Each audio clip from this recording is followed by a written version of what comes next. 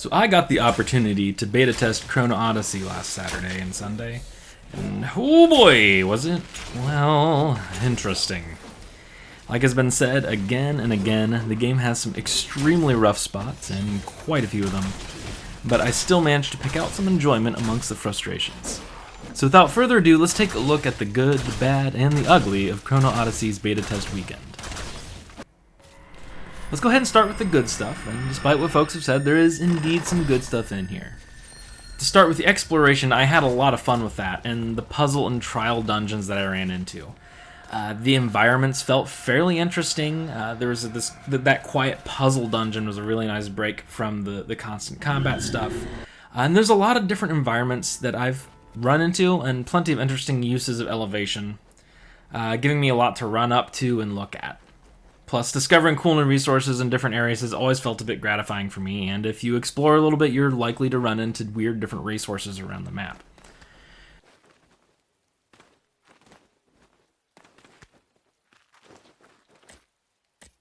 Running around and stumbling into an interesting looking world boss was also a lot of fun and led to some interesting battles and very awkward deaths as I engaged monsters I probably wasn't geared to fight.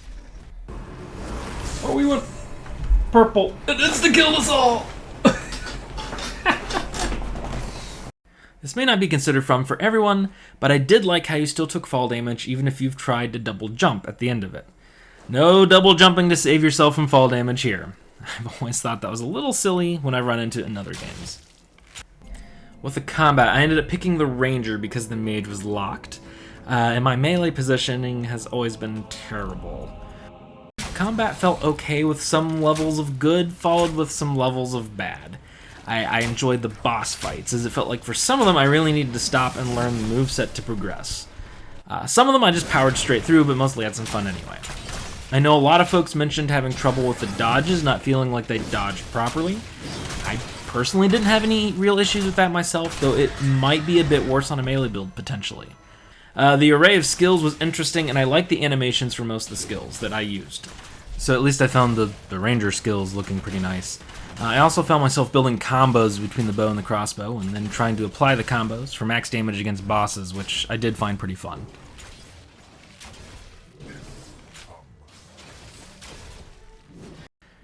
Richard, a good friend of mine from his channel, Mediocre Richard, and I did attempt the 3-man dungeon with just the two of us, and a very undergeared Richard.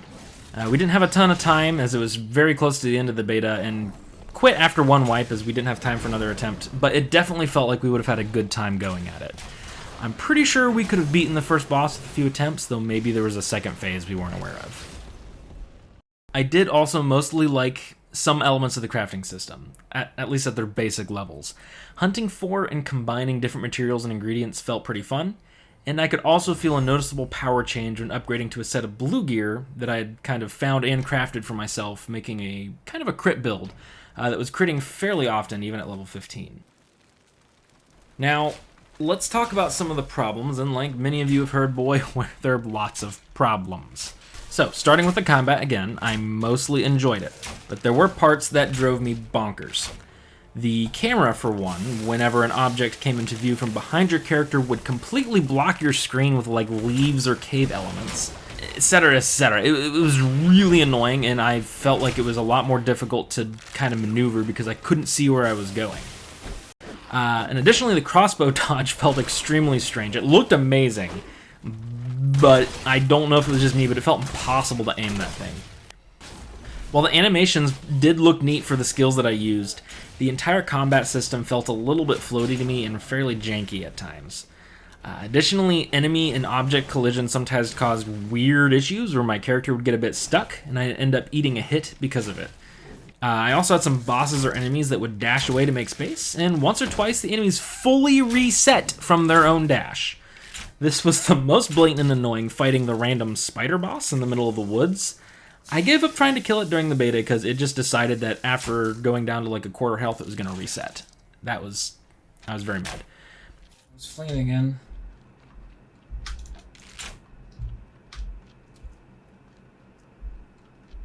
Oh, I'm not letting you get away, big son of a gun. Oh, what? It just restored its health to full. What the frick? That's bull crap. Also, while I enjoyed a bit of the dungeon, I played the super cramped quarters in this dungeon. Led to a lot of bumbling around on the cosmetic objects in the walls in the room, trying to dodge attacks. Not sure if this is just intended to be like the Holy Trinity, where your tank and your healer and people just eat the hits and you don't worry about dodging. Because dodging was a massive pain in this tiny little cave tunnel. And maybe that was intended, I'm not sure, but it felt really weird. And let's talk about graphics and sound. This is the spot where just about everybody's been hammering this game, and well, it deserves it. As many of you have been made very well aware, there are lots and lots and lots of graphical bugs in this game. The biggest offender being the lighting. Depending on your location, you could cause the lighting to strobe like some sort of weird outdoor rave, and all over the map it would glitch out or just be way too bright or way too dark. Someone needs to go through and fix a lot of the issues with this lighting. Some folks did run into utterly insane popping as well, and I just didn't really notice the popping as much, but it may be me running from resource node to resource node like they're little pieces of candy. In addition, and maybe this was just me, but some audio effects were incredibly loud compared to everything else. I found myself cranking down the sound, the music, and especially the ambient sounds. The sound of the portal to this dungeon I found was activating from like across the entire zone.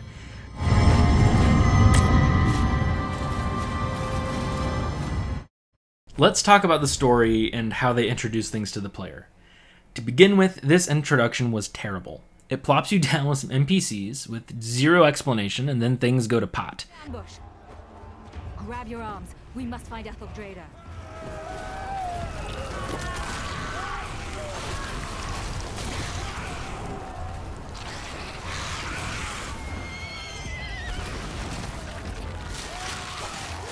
You're thrust into a very janky feeling battle with a typical tutorial zone of never-ending waves of enemies fighting a batch of NPCs till you figure out what your skills do. This is the spot where I very nearly quit, because at first the fighting felt terrible. It took a bit to get used to the combat, and I did not like the skill set they had set up with the weapons they gave me. Additionally, it barely explains anything about combat at first, just expecting you to learn from these 3 tooltips it places in the top corner. All it instructed me on were basic attack, move, and lock on, which felt terrible for my ranged character. The skills and whatnot did have keybinds beneath them though, which was helpful. There was zero explanation that I could find for the vigor system, which led to some massive amounts of confusion when I couldn't fire for a minute when I ran out. I didn't even know that the basic rapier attacks don't consume vigor for my entire time playing the game, as I just ended up using the bow and crossbow. Heck, I didn't even know how to dodge or sprint without experimenting with the controls and seeing what buttons did.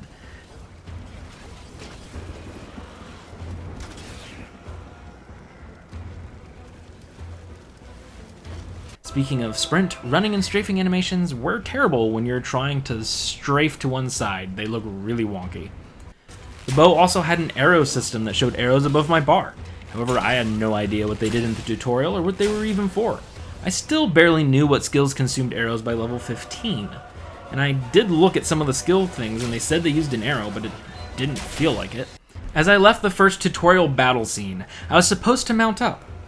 I know I was supposed to mount up because the cutscene showed my character riding away. However, the only indicator about anything to do with a mount was a small button pop-up that appeared briefly under the other button hints as I left. I wasn't looking there because those button hints I'd figured out before even looking at the hints. This made this cutscene as goofy as heck to me, as it looked like my character just apparated a horse from under the rear end out of nowhere.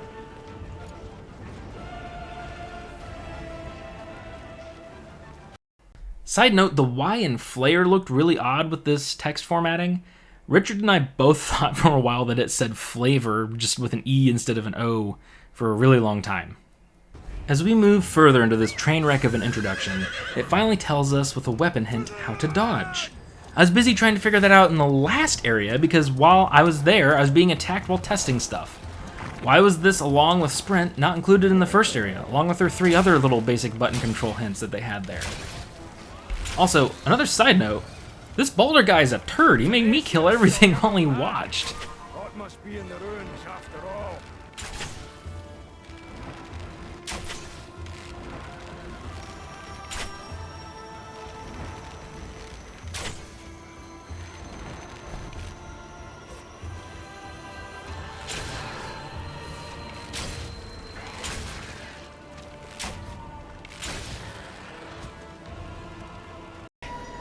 Also, story-wise, why does my character take the relic instead of the captain who was in charge of this whole thing? I'm still really confused as to why that happened. Anyways, getting ahead of myself, cue the first boss fight, which was enjoyable. Though I had no idea what the two different bars on their health bar meant at all. At least not until I depleted the small one and he became stunned. After the time lady blows the boss to pieces in a cutscene and throws me into the past, this is where I basically lose track of most of what is happening story-wise. Find me there. Bring word that the future has changed. By far one of the worst introductions I've played in a long time. Doing the quests also caused some confusion in some cases. Some quests, I would enter the area and have no idea what I was supposed to do. Couldn't find the objective, or found out after the beta that the blasted marker was actually underneath the ground in a cave instead of up like the arrow pointed. We have an elevation indicator right there. Please make sure it points to the correct direction of elevation. Also, I hope this timey-wimey stuff picks up a bit more as the story goes along, because aside from the classic return to the past trope at the beginning, it really just feels like any other generic fantasy game, and a lot like New World. You could practically strip out what little time travel there's been so far, and I wouldn't have even noticed. Side note, what's with the weird Pokemon-esque game with certain bosses? Is that really needed? What does that have to do with time travel?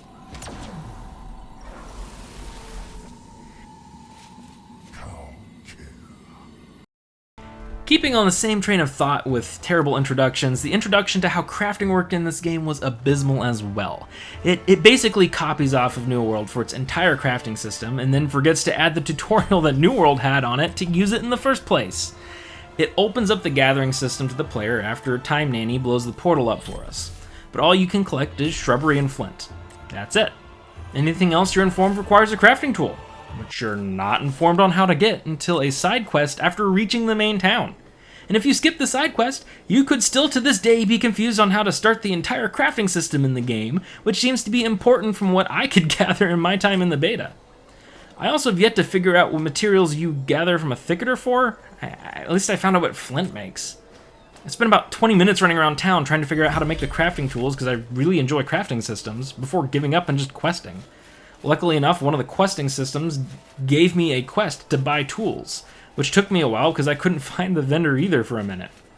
Everyone told me who the vendor was, but it still took a hot minute to find them. For such an important system, it really should be part of the main quest line to introduce it, and for heaven's sakes, don't even let the players gather until they know what they're doing, and there won't be that same kind of frustration. When I finally got my tools, I discovered that crafting is an absolute slog. I get in these games you are supposed to level crafting and upgrade tools to decrease gathering time, but by golly, the gathering time in this game is insane. I literally spent 2 minutes, I counted 2 minutes mining a platinum node at one point with a green level pick. Can we leave these crazy time sync things behind, please? Or is there a reason for crafting systems to do this? I kind of want to touch on this maybe in a different video, just talking about this system in particular. If we want to have cool tools and leveling the skill, let's just have it increase the rarity and yield and make everything fairly fast. I'm getting sick of that time sync and gathering games altogether, honestly. I literally pulled out my phone and played phone games in some case while waiting for it to mine. I shouldn't be doing that. And another glitch that drove me nuts in this same vein, since it takes so long, please keep me from being able to start gathering from someone else's node if they've already started working on it. Or at the very, very least, make sure that that animation of them mining is working for everybody. I don't want to sit there for 2 minutes, only to have the other player beat me to the punch when I thought he was just AFK. I sat there for 2 minutes mining nothing. I did find chopping this single mature tree funny, though. I mean, there's nothing like watching 4 trees launch into the air like some sort of broccoli combination tree.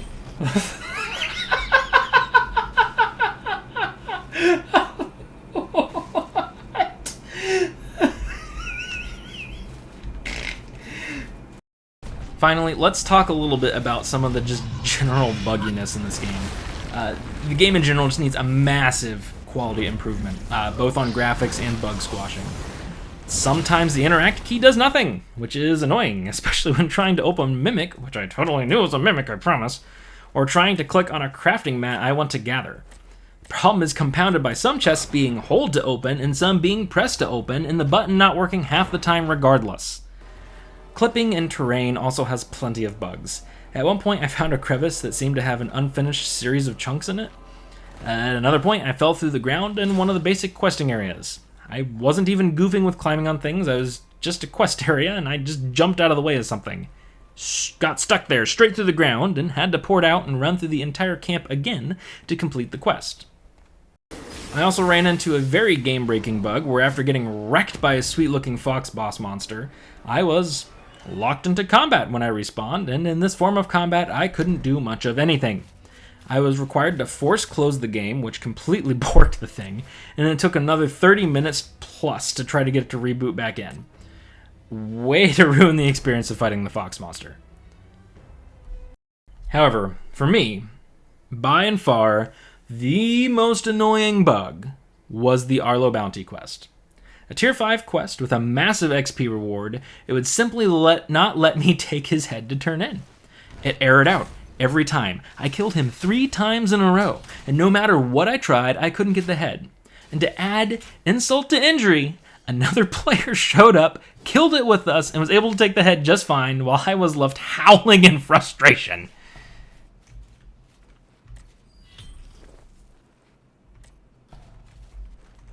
What? Oh my gosh, that's so frustrating! What? But he did it! He was able to do it! Why can I not? Overall, this game is in need of a massive overhaul to be in a properly playable state. I enjoyed some of what was there, but it will certainly not survive if launched like it is now. Hopefully when they go to fully release, they'll have ironed out a lot of these problems. Additionally, we have yet to see exactly what they plan to do monetization-wise as well. Though I've heard rumblings of pay for convenience, which scares me. If it's done well, it's not a terribly big issue to me. But if you'd pay to make every little thing more convenient, it quickly becomes a massive frustration with the company behind the monetization. Don't mobile game me with this game, Kakao. I better not see a $sign menu next to every single thing in the menus. Regardless of all that, I do plan to play this game on its release. And we'll see if I get to stick with it, or if I'm just going to have to leave it for greener pastures. It really depends on what Kakao does with this. Because I think it could be great. I really do think it could be a great game. But as it is not even close. Interested in more content like this, or want some more Dune Awakening stuff? Make sure to subscribe and watch some of the videos below.